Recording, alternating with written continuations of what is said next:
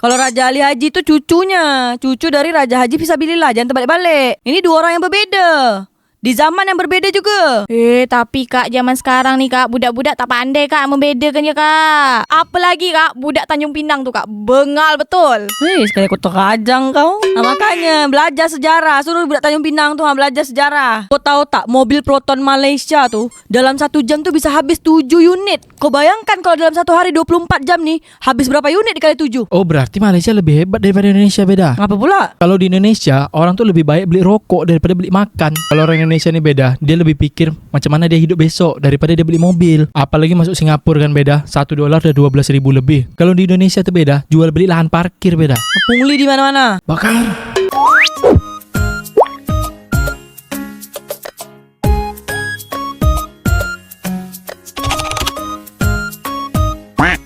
Betul memang ya, Guru Besar Malaka Malaysia tuh beramai-ramai dah sampai ke makam Hang Tuah di Gunung Bintan tuh. Iyalah, guru besar pensyarah. Terus ada mahasiswa-mahasiswa beramai-ramai datang ke Pulau Bintan tuh untuk berziarah di makam Hang Tuah. Makam Hang Tuah yang asli tuh? Iyalah, makam Hang Tuah yang asli. Macam mana pula yang tak asli? Ini Hang Tuah yang selalu digunakan namanya di jalan-jalan kan? Iyalah, Hang Tuah mana lagi? Hang Tuah ni memang selalu digunakan namanya di jalan-jalan. Terus Hang Tuah ni juga ada dalam buku sejarah. Ini Hang Tuah yang bersama Hang Jebat, Hang Lekir, Hang Kasturi, Hang Lekyu. Yang itu kan?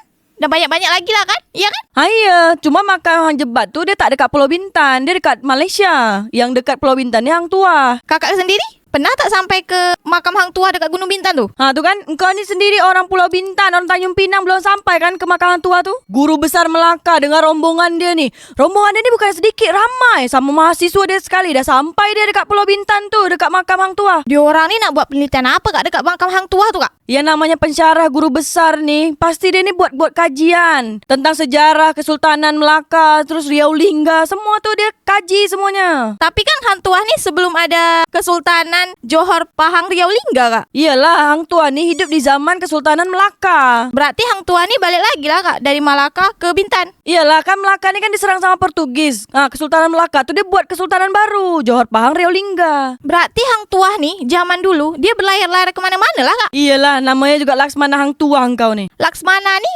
julukan untuk kesatria di laut kan Kak? Iya, Laksmana tu ada banyak. Salah satu dia tu Laksmana Hang Tuah. Putri Gunung Ledang tu Hang Tuah yang sama tak dengan Gunung Bintan Kak? Yang Putri Gunung Ledang tu Hang Tuah yang sama dengan Gunung Bintan. Tapi Gunung Ledang ni dia dekat Malaysia, nampak dari Bengkalis. Lah, tapi Gunung Bintan ni nampak juga dari Malaysia Kak? Iya, dari Pengerang Johor Malaysia. Nah, kalau Gunung Ledang tu nampak dari mana Kak? Nampak dari Bengkalis Indonesia, aku dah cakap tadi. Sekarang makam Hang Tuah tu ada dekat Gunung Bintan Kak. Makam Hang Jebat tu dekat mana? Makam Hang Tuah tu dekat Gunung Bintan. Makam Hang Jebat tu aku tak tahu dekat mana. Tapi yang tahu aku tu dekat Malaysia. Coba korang warga Malaysia, coba korang komen dekat bawah. Dekat mana lah tepatnya makam Hang Jebat tu.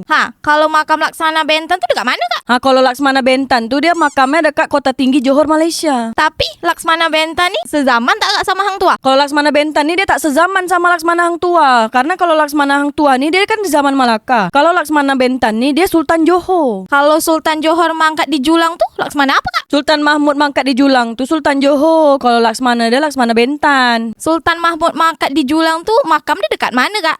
Sama macam Laksmana Bentan, dia dekat Kota Tinggi Johor Malaysia.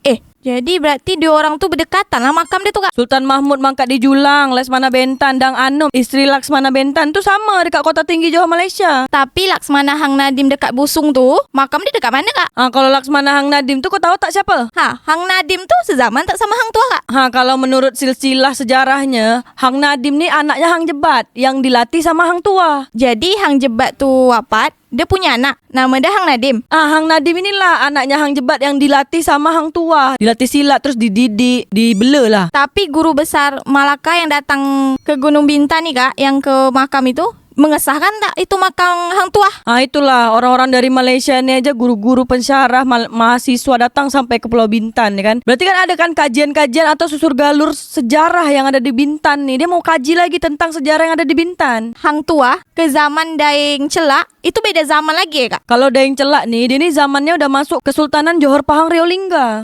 Itu sultannya siapa pula Kak? Sultan Sulaiman Badrul Alam Shah. Oh, berarti itu dah Sultan Johor lah Kak? Iya, masih Sultan Johor Pahang Riau Lingga. Dulu dia belum berpisah. Kalau Sultan Mahmud Riyad Shah itu siapa pula kak? Itu keturunan dari Sultan Sulaiman Badrul Alam Shah. Suami dari Engku Putri Raja Hamidah kan kak? Iya, yang mas kawinnya tuh Pulau Penyengat. Sultan Mahmud Riyad Shah ini ada masjid kan kak dekat Batam? Masjid Sultan Mahmud Riyad Shah tuh yang dekat Batam, itu masjid terbesar di Pulau Sumatera. Bisa tampung sampai 200.000 jamaah.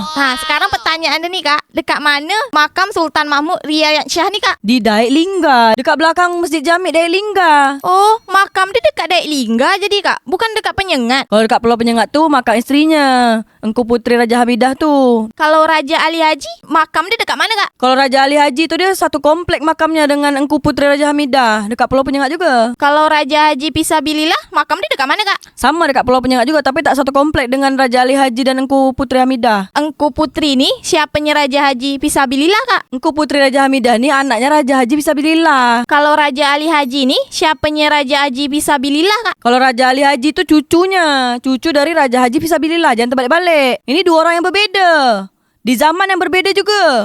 Tapi kak, zaman sekarang nih kak, budak-budak tak pandai kak membedakannya kak. Apalagi kak, budak Tanjung Pinang tuh kak, bengal betul. Sekali aku terkajang kau. Makanya belajar sejarah. Suruh budak Tanjung Pinang tuh belajar sejarah.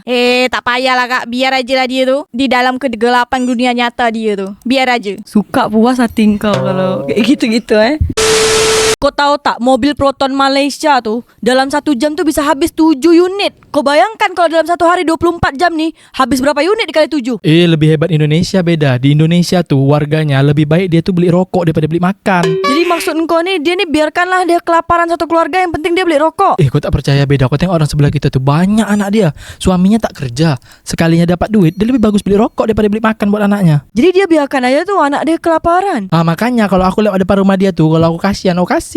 Kasih apa? Kasih makan? Kasih rokok. Di Malaysia tuh kalau kau nak tahu, lebih banyak mobil dia atau kendaraan mobil dia daripada penduduk dia. Emang jumlah penduduk warga Malaysia tuh berapa banyak beda? Sekitar 34 juta lebih lah. Kalau misalnya korang warga Malaysia, coba korang komen dekat bawah berapa tepatnya. Terus jumlah kendaraan mobil atau motor di Malaysia tuh ada berapa banyak beda? Yang terdata nih ada 38 juta mobil lebih. Mungkin kalau dikira-kirakan tuh satu keluarga tuh mungkin ada 5 mobil, padahal isi keluarga 3 aja. Oh, berarti Malaysia lebih hebat daripada Indonesia beda. Apa pula? Kalau di Indonesia, orang tuh lebih baik beli rokok daripada beli makan. Kalau di Malaysia, orang lebih baik beli mobil daripada beli makan. jadi dia tak makan, dia beli mobil aja. Lah, lebih banyak jumlah mobilnya daripada jumlah penduduknya. Tapi sekarang orang-orang Malaysia nih, dia punya mobil tuh misalnya ada 3. Satu untuk dia pergi kerja, satu lagi untuk bini dia, satu lagi tuh mobil besar, mobil MVP.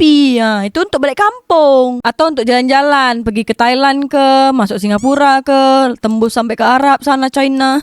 Oh, kalau orang Indonesia tak sampai situ sih, pikirannya beda. Jadi pikirannya macam mana? Kalau orang Indonesia ini beda, dia lebih pikir macam mana dia hidup besok daripada dia beli mobil. Nak pergi masuk Thailand, masuk Singapura tuh udah tak mungkin lah beda. Apalagi masuk Singapura kan beda, $1 udah 12.000 lebih. Tak mungkin lah beda. Jadi bertahan hidup orang Indonesia ini macam mana? Hidup tuh biasa aja beda. Yang penting rokok tuh yang luar biasa. Tapi di Indonesia nih, gudang garam atau rokok gudang garam itu sahamnya turun. Omset perusahaannya pun turun triliun-triliun. Ya iyalah beda. Gudang garam tuh itu rokok yang ada cukainya beda, ada pajaknya. Makanya tak laku. Jadi Indonesia yang laku rokok apa? Orang-orang Indonesia nih banyak cari rokok tuh yang tak bercukai biar harga dia murah beda. Maksud kau orang Indonesia ini suka cari barang haram? Lah, sekarang pendatang haram yang di Malaysia tuh datang dari mana? Dari mana? Warga Malaysia. Jadi dia orang tuh biasanya datang dari mana? Coba komen dekat bawah. Tapi kan kalau misalnya gudang garam nih omsetnya turun, berarti negara Indonesia ini kan kehilangan pendapatan dari pajak. Ya tapi kan sekarang beda. Orang Indonesia nih dia lebih bagus beli barang tuh yang tak berpajak, yang ilegal. Kalau sampai gudang garam nih perusahaannya tutup, banyak PHK. Terus nanti orang-orang yang di PHK nih, dia nak kerja di kat mana? Kerja di Malaysia beda. Kerja di Malaysia tuh sebulan tuh kita digaji RM1.700. Itu halal ke haram? Ya masuk halal lah, beda masuk resmi, bikin visa. Tapi kerajaan Malaysia tuh habiskan 89 juta ringgit untuk pendatang haram dekat Malaysia yang dekat imigrasi tuh ketahan.